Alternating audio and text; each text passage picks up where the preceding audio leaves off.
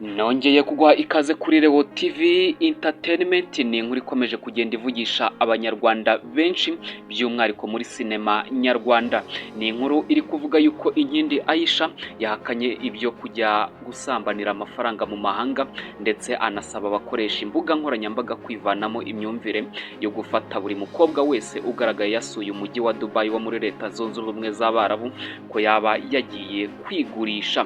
Mu kiganiro rero yagiranye na Isimbi Inkindi Nadine wamenyekanye nka Aisha muri sinema nyarwanda, yavuze ko nubwo muri uyu mwaka amaze gusura uyu mujyi inshuro zigera kuri 2, ariko nta na rimwe yigeze ajyanwa no gusambanira ubutunzi. Yagize ati, ku nshuro ya mbere nari nagiye gutembera no kureba ahandi ukuntu biba bimeze, ku nshuro ya kabiri rero naje kuba njyayo kugira ngo ndebe aho ntari ntarigeze ndeba cyangwa ngere aho narigeze ngera muri rusange. Yakomeje agaragaza yuko ku nshuro ya kabiri yagiye muri Dubai kugira ngo arebe ahantu hose ari hasigaye atigeze agera mbere, kugira ngo akomeze kugenda yunguka byinshi. Aisha rero yakomoje ku bigendanye n'amakenga yuko hari benshi mu bakobwa bajya Dubai bagakora ubusambanyi buguranwa amafaranga y'umurengera.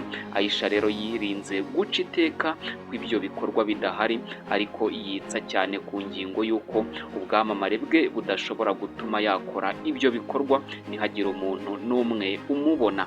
Aisha rero yakomeje kugenda ahakana ko yaba yarajyanwe cyangwa akomeje kuvuga ko ashaka kujya muri Dubai kugira ngo ajye kwigurisha muri rusange, ahubwo Aisha yagaragaje yuko ashaka kujya muri Dubai kugira ngo atembere, akomeze no kugenda yaguka mu bumenyi.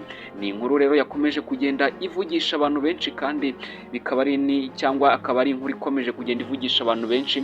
Bikomeza bivugwa yuko abakobwa benshi bamaze iminsi bajya muri Dubai, ariko bikaza kugenda bibagendekera nabi, yaba abakobwa bo muri Uganda, mu Rwanda n'ibindi bihugu bigiye bitandukanye bya Afurika.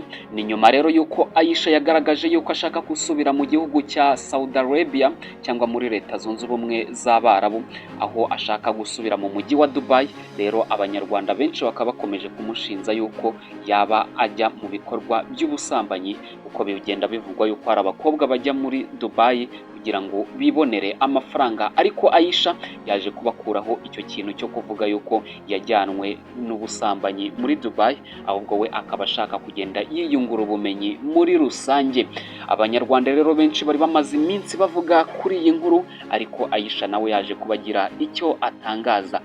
Niba ukunda ibyo dukora rero kora kuri subscribe, nkwibutsa ko iyi ari Rewo TV Entertainment, nge nkaba ndi Leo Dukuze. Niba ukunda ibyo dukora kora kuri subscribe, kandi wibagirwe no gukora ku nzogera kugira ngo tujye twibanira buri munsi. Nawe ubundi nge cyo nakwifuriza nuko amafufu n'amafaranga byakomeza kugufubika. Thank you so much.